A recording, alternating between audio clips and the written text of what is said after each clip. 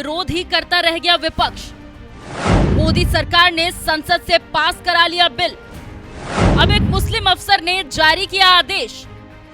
8 अप्रैल से पूरे देश में लागू हुआ वक्फ कानून। कौन है वो अफसर जिसने जारी किया आदेश? मैं निम्नलिखित प्रस्ताव पेश करता हूं। इस कानून को फाड़ता हूं। ये अनकॉन्स्टिट्यूशनल है सर। ये कानून भारत सरकार का है, हर एक पर बंधन करता होगा और इसको स्वीकार करना पड़ेगा। मोदी सरकार संसद में वक्फ संशोधन बिल लेकर आई तो सड़क से लेकर संसद तक इसका भारी विरोध होने लगा।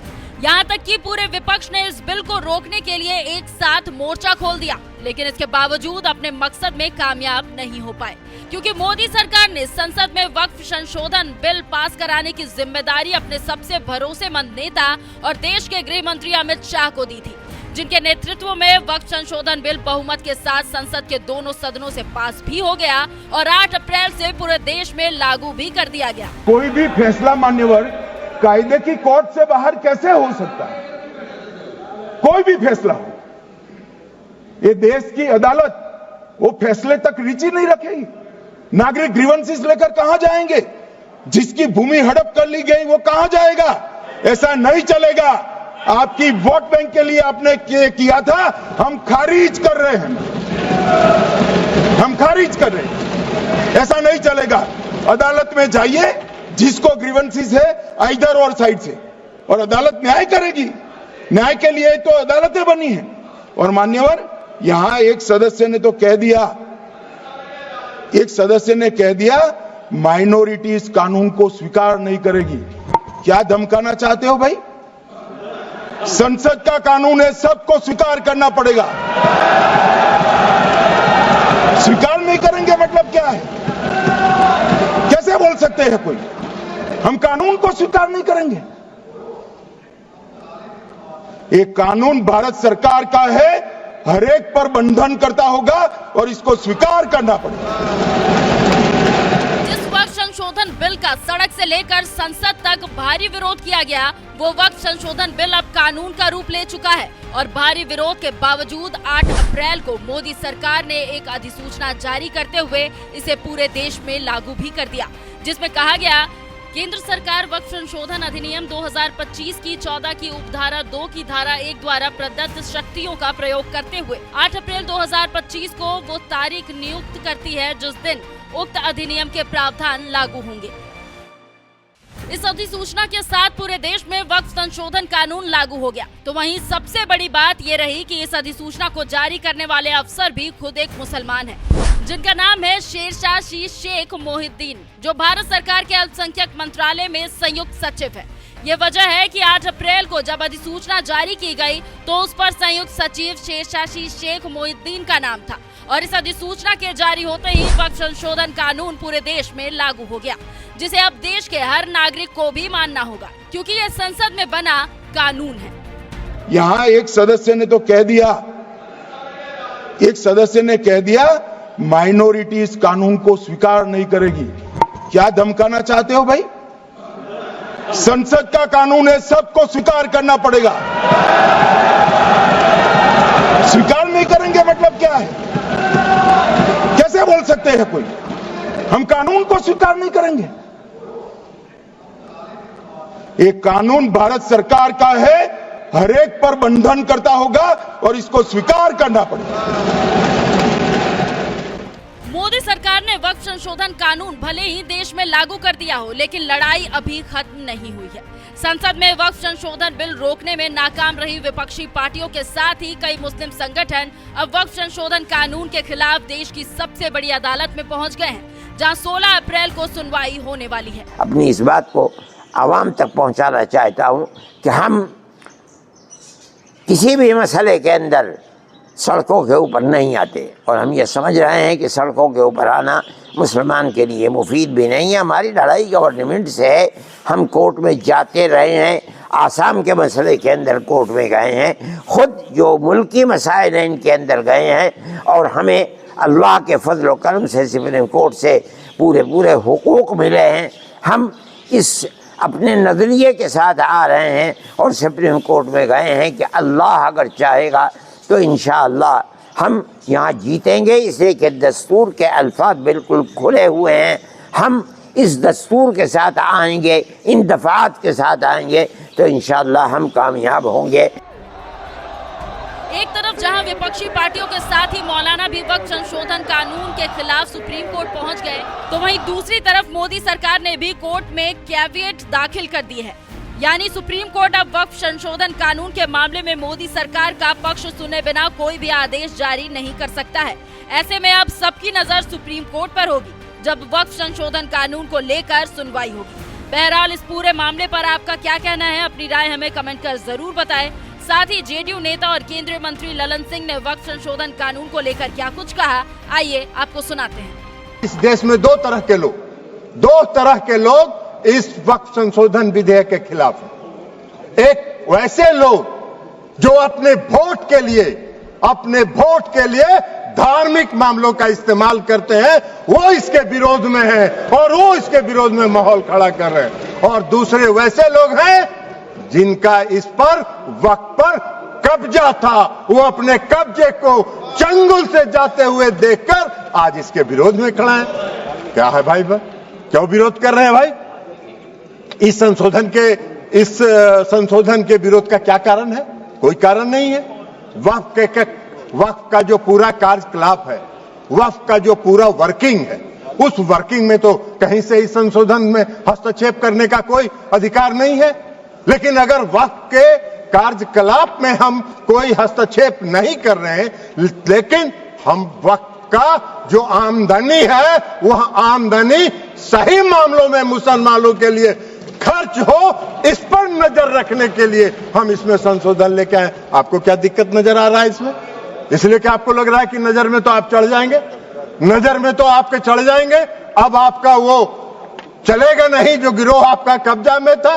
मुसलमानों के हक में काम होगा, बेहतर प्रबंधन होगा, धन के दुरुपयोग को रोका जा सकेगा और सिर्फ उसके कार्यकलाप पर निगरानी रखने का तंत्र विकसित किया जा रहा है। इसमें आपको कोई विरोध का आधार नहीं है। और ये नैरेटिव अगर आप बना रहे हैं पूरे देश में, तो अपने लाभ के लिए, अपने राजनीतिक लाभ के लिए, अपने वोट के लिए आप इसका इस्तेमाल कर रहे हैं।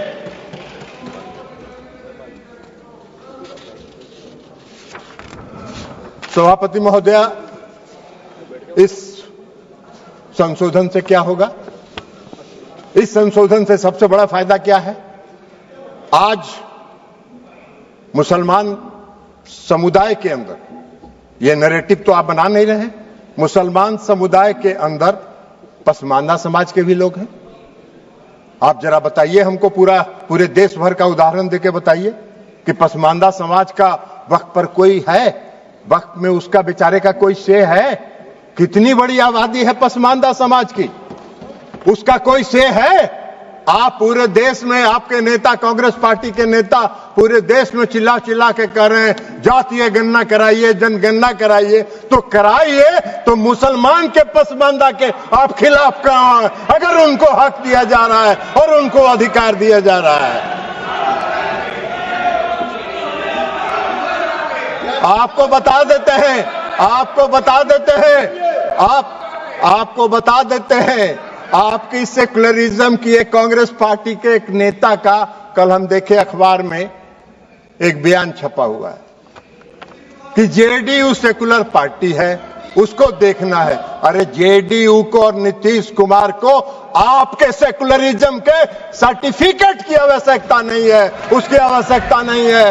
आपको हम एक बात बता देते हैं, सेकुलरिज्म की आपकी परिभाषा है समाज को वोट के लिए बांटो, भावना की राजनीति करो और वोट लेके देश पर राज करो और राज करो। यह आपका सेकुलरिज्म का परिभाषा है। नीतीश कुमार जी का और जेडीयू के सेकुलरिज्म की परिभाषा है कि बिना कोई विवाद किए हुए काम करो, समाज के हर वर्ग के लिए काम करो। आपने तो इस देश में बहुत दिन शासन किया। आपको एक मिनट सुनिए, जयप्रकाश जी आपको बता देते हैं, बिहार में नीतीश कुमार जी 20 साल से बिहार के मुख्यमंत्री हैं। आजादी के बाद से आपने कब तक शासन किया? कांग्रेस पार्टी ने बिहार में कब तक शासन किया? आजादी के बाद से नीतीश कुमार जी ने 20 वर्षों में मुसलमानों के हक में जो काम किया, आजादी के बाद से आज तक नहीं हुआ। क्या हुआ? मुसलमानों के लिए नीतीश कुमार जी ने तालमी मरकज बनाया, हुनर योजना चलाई। भागलपुर दंगा हुआ था, किसके राज में हुआ था? वेणुगोपाल जी, आपके राज में हुआ था। क्या न्याय किया था आपने मुसलमानों के लिए? नीतीश कुमार जी ने एनडीए के राज में भागलपुर के दंगा पीड़ितों को न्याय देने का काम किया। यह काम नीतीश कुमार जी ने किया। आपका सेकुलरिज्म की क्या परिभाषा है? नीतीश कुमार जी ने पूरे बिहार के कब्रिस्तान की घेराबंदी करा दी। आप तो आजादी के बाद से इतना दिन शासन किए, कौन सा काम आपने किया बिहार में और मुसलमानों के हक में, ये बता दीजिए। लेकिन नीतीश कुमार जी वोट के लिए राजनीति नहीं करते हैं और नीतीश कुमार जी ने मुसलमानों के हक में बिहार में जितना काम किया, भारतीय जनता पार्टी उसकी भागीदार रही। भारतीय जनता पार्टी के समर्थन से यह काम हुआ। आप कहां खड़े हैं जयप्रकाश जी? ऐसे ही चिल्पो करते रहिए, कुछ होना जानी नहीं है। तो इसलिए आज वक्फ संशोधन बिल के माध्यम से मुसलमानों के, पसमानदा समाज के मुसलमानों के लिए, जो पिछड़े वर्ग के मुसलमान हैं, जो गरीब तबके के मुसलमान हैं, जो मुसलमान में भी सबसे निम्न वर्ग के मुसलमान हैं, उनको भी आज न्याय देने का काम हो रहा है। तो आपको चिल्पों बम मचा रहे हैं, आप हल्ला कर रहे हैं, आप नैरेटिव सेट कर रहे हैं, जैसे लगता है कि इस देश में कोई तूफान आने वाला है। अरे तूफान नहीं आने वाला है। इस देश के पसमानदा समाज के मुसलमान कल नरेंद्र मोदी के साथ खड़े होंगे कि इनके शासनकाल में हमको न्याय मिला। आप कहां नजर आइएगा? नैरेटिव सेट करते रहिए। और उसके बाद आप बताइए, महिला सशक्तिकरण की बात करते हैं, बड़ा चिल्लाते हैं महिला सशक्तिकरण के लिए कि महिलाओं को सशक्त करना है। कांग्रेस पार्टी महिलाओं को सशक्त करती है। अरे कहां महिलाओं को? मुसलमान समुदाय में महिला नहीं है क्या? मुसलमान समुदाय में महिला नहीं है? आज अगर मुस्लिम समुदाय के महिलाओं को वक्फ के साथ जोड़ा जा रहा है, आपको क्यों विरोध हो रहा है? मुस्लिम समाज के महिलाओं को भी सशक्तिकरण का हक है। उनके सशक्तिकरण का भी काम प्रधानमंत्री नरेंद्र मोदी जी की सरकार ने किया। इस वक्फ संशोधन विधेयक के माध्यम से आपका नैरेटिव सेट कर रहे हैं पूरे देश में, जैसे लगता है मोदी जी मुस्लिम विरोधी हैं।